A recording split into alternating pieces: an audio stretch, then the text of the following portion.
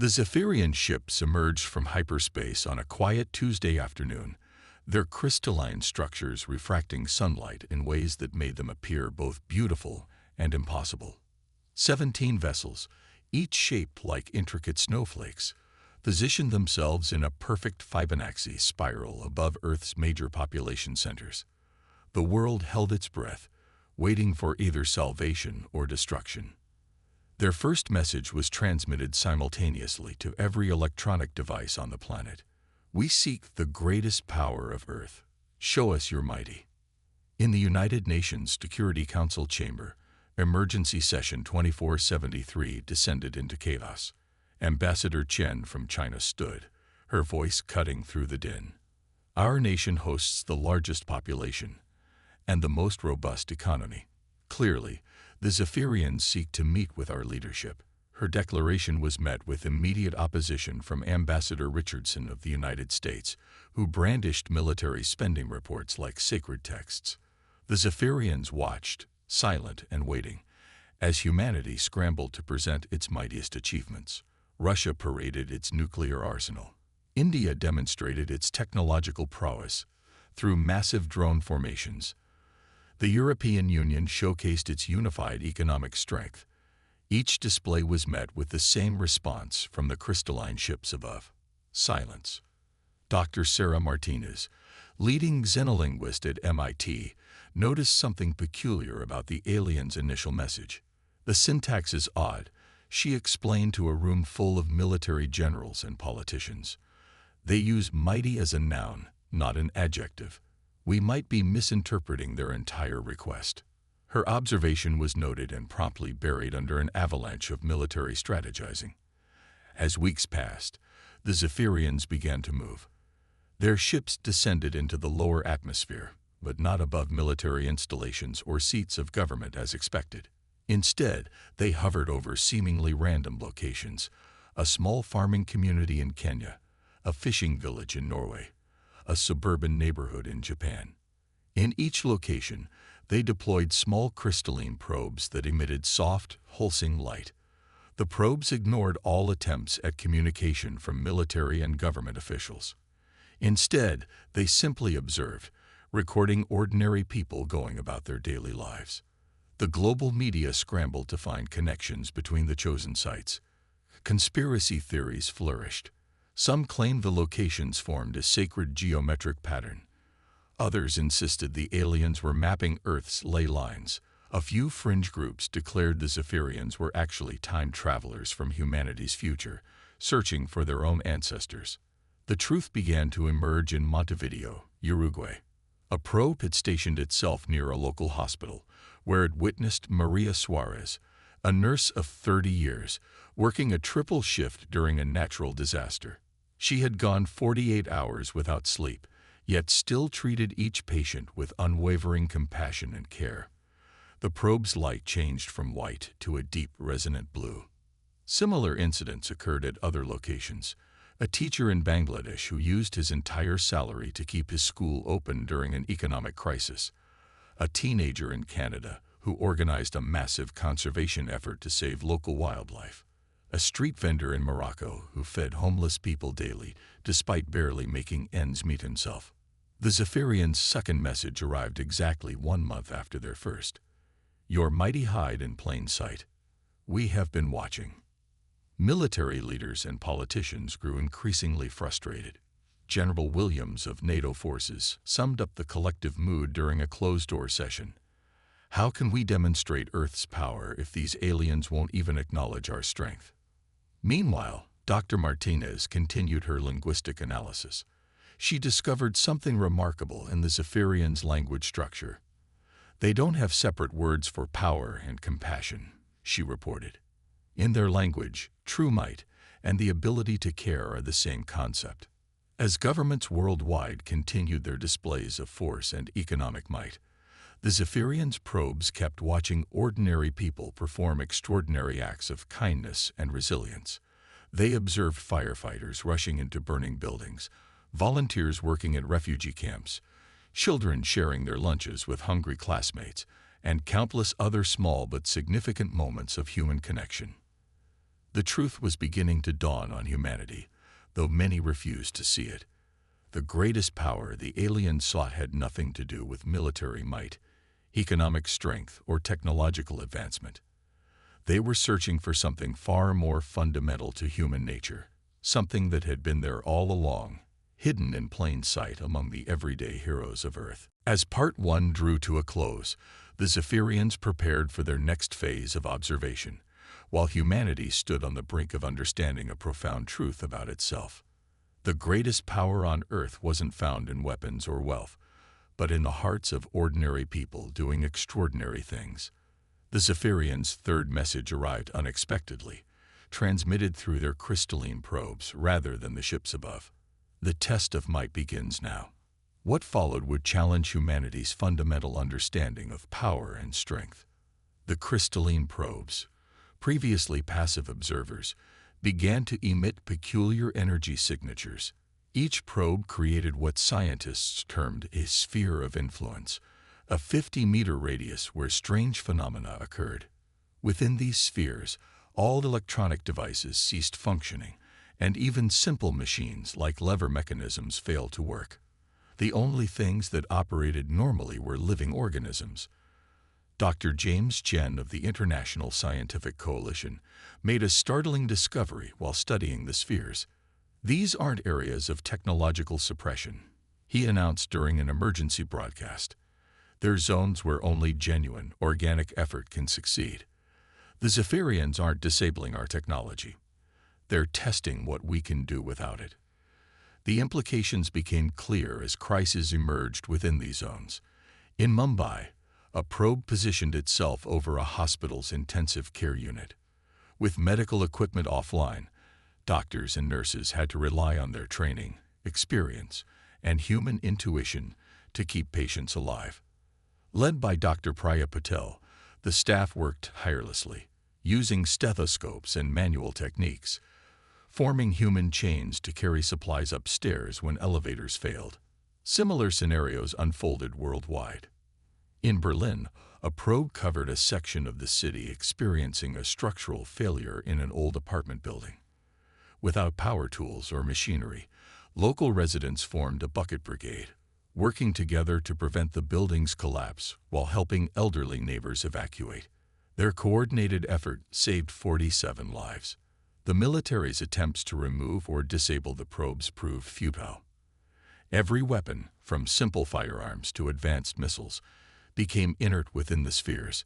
General Sarah Martins of the United States Space Force observed, "They're not just testing our strength, they're testing our adaptability, our ability to solve problems without resorting to force." In the Canadian wilderness, a probe positioned itself over a search and rescue operation for lost hikers. With GPS and communication equipment disabled, veteran tracker Thomas Redfeather led the rescue team using traditional navigation methods and knowledge passed down through generations. "Technology makes us stronger," he said after successfully locating the hikers, "but its absence reveals our true capabilities." The scientific community worked frantically to understand the Zephyrians' technology. Dr. Elena Rossi, a quantum physicist in Geneva, proposed a controversial theory. "These aren't technology suppression fields," she argued. "They're probability manipulation zones. The Zephyrians are creating spaces where only pure human potential can manifest. They're stripping away our tools to see what remains." As weeks passed, a pattern emerged in the probe's placement. They consistently appeared where human resourcefulness and cooperation would be tested to their limits. A probe in Antarctica forced a research station to survive a week-long storm without power. Another in Ecuador appeared over a village moments before a landslide, compelling residents to organize an evacuation using only their voices and physical abilities. The global media began documenting these events, calling them crucibles of humanity. Stories emerged of incredible feats accomplished within the spheres. Teachers conducting classes without any materials, using creativity and verbal instruction alone.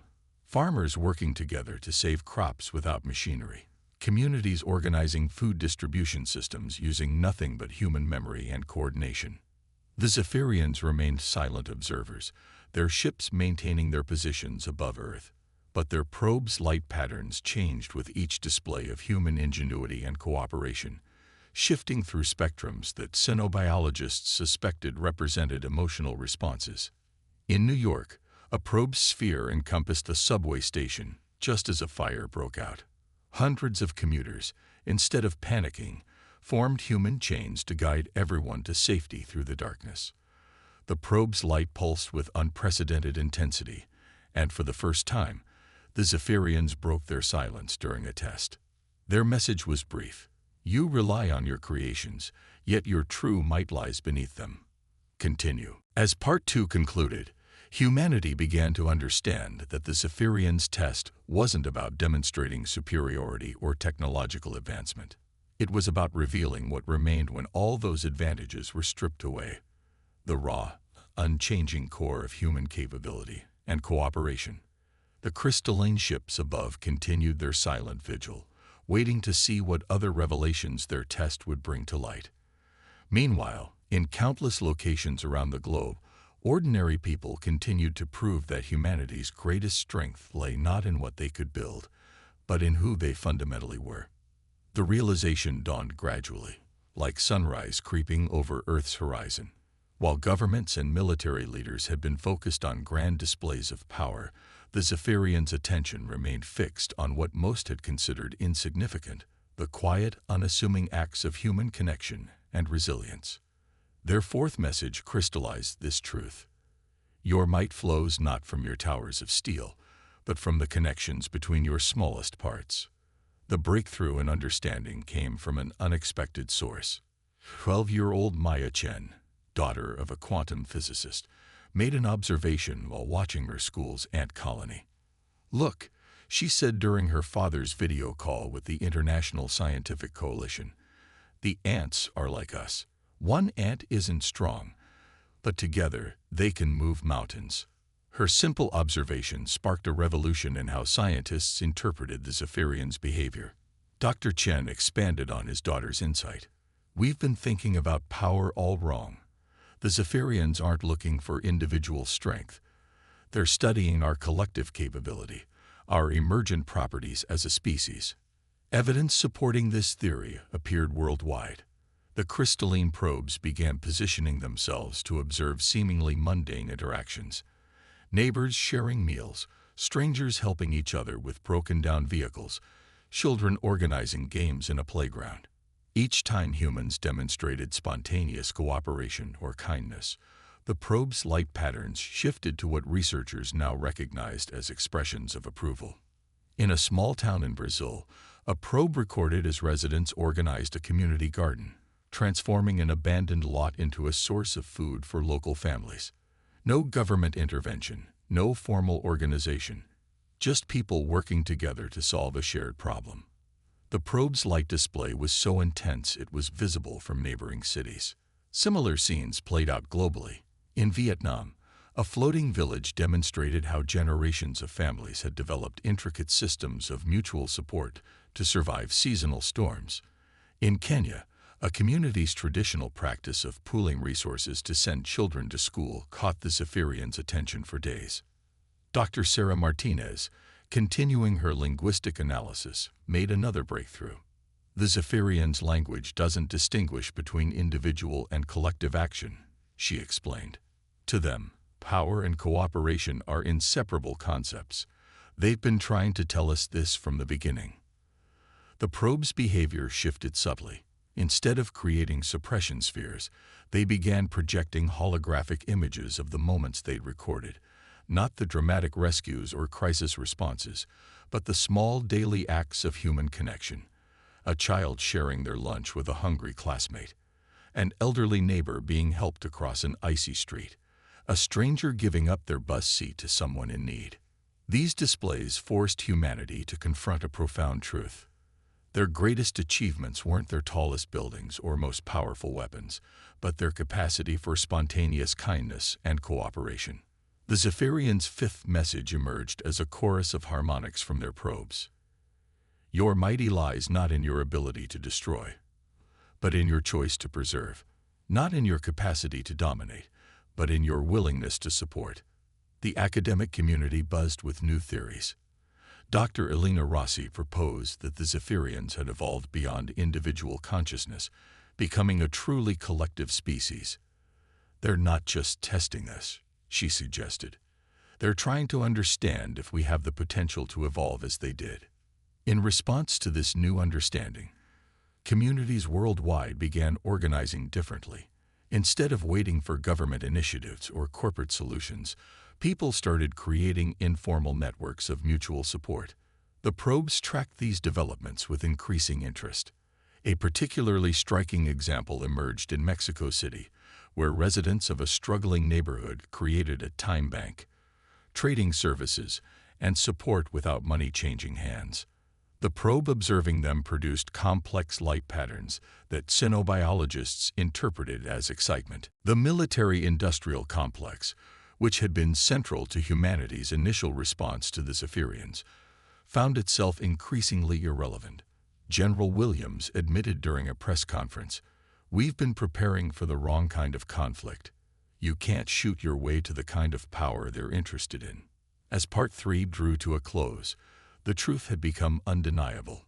The Zephyrians hadn't come to Earth looking for the mightiest weapon or the strongest army. They had come seeking evidence of something far more rare and precious in the galaxy, a species learning to transcend individual limitations through cooperation and compassion. The crystalline ships maintained their vigil, but their presence no longer inspired fear. Instead, they had become mirrors, reflecting back to humanity a truth about themselves they had long forgotten. True power lay not in domination, but in connection. The Zephyrians' sixth message arrived as a symphony of light and sound, transmitted simultaneously through all their probes. "You are ready to witness your true might. Look up." Above Earth, their crystalline ships began to move. The 17 vessels that had maintained their Fibonacci spiral formation for months now shifted, creating a vast geometric network in Earth's orbit. As they moved, streams of light connected each ship, forming a luminous web that encircled the planet. Through this network, the Zephyrians shared their observations, not with world leaders or scientists, but with everyone.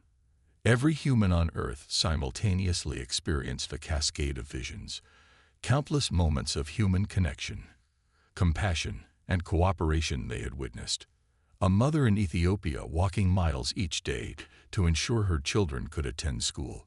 A group of teenagers in Sweden developing a sustainable food program for their community. Former enemies in a war-torn region working together to rebuild a shared hospital. Thousands upon thousands of moments where humans chose connection over division, cooperation over conflict. Dr. Elena Rossi, monitoring the global phenomenon from her lab in Geneva, made a startling discovery. The neural patterns of people experiencing these visions, they're synchronizing. The Zephyrians aren't just showing us our past actions, they're helping us feel our collective consciousness. The experience transformed human understanding. People began to feel, not just intellectually understand, their fundamental interconnectedness. The sensation wasn't of losing individual identity, but of gaining a larger awareness, like cells in a body suddenly becoming conscious of the whole they formed. In New Delhi, a traffic jam that would normally spark road rage instead led to an impromptu community gathering, with strangers sharing food and stories while waiting for the roads to clear. The probe observing this produced patterns that Dr. Martinez translated as expressions of joy. The Zephyrians' seventh message provided context. Your species is unique. Others we have encountered either exist as pure individuals, forever separate, or as collectives with no individual consciousness. You exist in both states simultaneously. This is your might. Global communication networks lit up with discussions of this revelation. Anthropologists noted how human cultures had always balanced individual expression with collective identity. Sociologists pointed out how the most successful human communities were those that preserved individual dignity while fostering group cooperation. The implications extended beyond Earth. Dr. James Chen proposed that this dual nature might be why the Zephyrians had sought humanity out. They'd been watching us struggle with this balance throughout our history, he suggested. Our conflicts have always been about finding the right relationship between individual and collective good. In response to this understanding, new forms of organization began to emerge.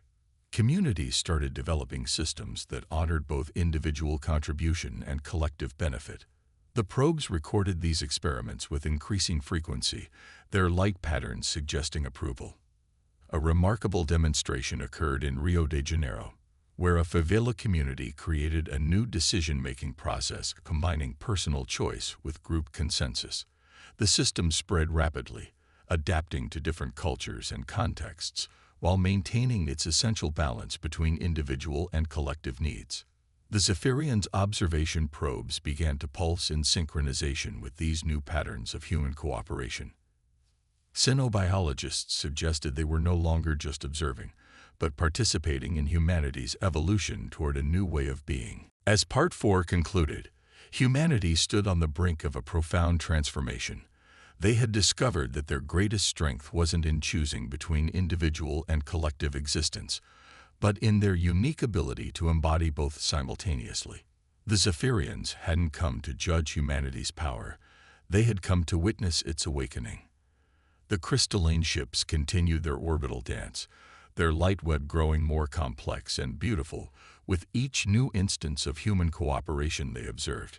Earth itself seemed to pulse with a new energy, as its inhabitants began to consciously embrace their dual nature as both individuals and parts of a greater whole. The final message from the Zephyrians came not as words or light patterns, but as a gift of understanding. Their crystalline ships merged their light web into a single brilliant aurora that encompassed Earth, creating a moment of universal clarity for all humanity. You are not the mightiest species we have encountered. The Zephyrians communicated through this shared consciousness. You do not possess the strongest weapons, the most advanced technology, or the largest empire. Yet you have something far more precious, something we have searched the galaxy for millennia to find. Through the aurora, humanity experienced glimpses of the Zephyrians' journey. They had visited thousands of worlds, encountering species that had mastered physical forces beyond human comprehension. Some had converted entire stars into computers. Others had engineered their own evolution. Yet none had achieved what humanity managed accidentally: the perfect balance between individual identity and collective consciousness. Dr. Sarah Martinez, experiencing this revelation alongside billions of others, finally understood the true meaning of the Zephyrian language's peculiarities. They don't have separate words for one and many, because they've been searching for a species that understands both our truths simultaneously. We're not the strongest. We're the first to be both. The aurora showed more: civilizations that had achieved perfect unity, but lost all creativity and innovation. Others that championed individual achievement, but destroyed themselves through competition and conflict. Humanity's path walked the knife's edge between these extremes, somehow maintaining both diversity and unity. In this moment of shared consciousness, people across Earth experienced their own history from this new perspective. Every major human achievement had come from this unique balance: art that expressed individual vision while touching universal emotions, scientific discoveries made by individuals building on collective knowledge, social movements that championed personal dignity while fostering community bonds. The Zephyrians' final gift was a vision of possibility, not a predetermined future, but a glimpse of what humanity might become if they embraced this understanding of their true strength. They saw communities that preserved individual freedom while achieving unprecedented cooperation, technological advances that enhanced both personal expression and collective capability, and a way of life that transformed the ancient conflict between self and society into a harmonious dance. As the aurora faded, the crystalline ships began to dissolve, their substance transforming into a shower of light that rained down upon Earth. Each particle contained a fragment of Zephyrian knowledge, not their technology or scientific understanding, but their perspective on the universe and their long search for a species like humanity. We leave you not with answers, but with awareness. Their final message echoed in the minds of all humanity. Your might lies not in what you can build or destroy, but in what you are becoming. You are both the many and the one, the individual and the collective, the singular and the universal. This is why we sought you. This is why we now depart, to allow you to discover what such a species might become. The dissolution of their ships wasn't an ending but a beginning. The particles of light settled into Earth's biosphere, creating a subtle but permanent change. Scientists would later discover that these particles enhanced humanity's natural capacity for empathy and connection, while simultaneously strengthening individual consciousness. In the years that followed, humanity began to consciously develop what they had previously only achieved by accident. New forms of government emerged that protected individual rights while fostering collective action. Technologies were developed that enhanced personal expression while strengthening community bonds. Art evolved to celebrate both unique perspectives and universal experiences. The term mighty took on a new meaning in human languages. It no longer referred to power over others, but to the strength that comes from being simultaneously oneself and part of something larger. The Zephyrians became not just visitors in humanity's history, but catalysts for their evolution. As Earth continued its journey through space, its inhabitants carried forward a profound truth. Their greatest power had never been in their weapons, their technologies, or their conquests. It had always been in their unique ability to be both one and many, individual and collective, separate and united. In finding this truth, they had not only answered the Zephyrians' question, but had discovered their own destiny among the stars.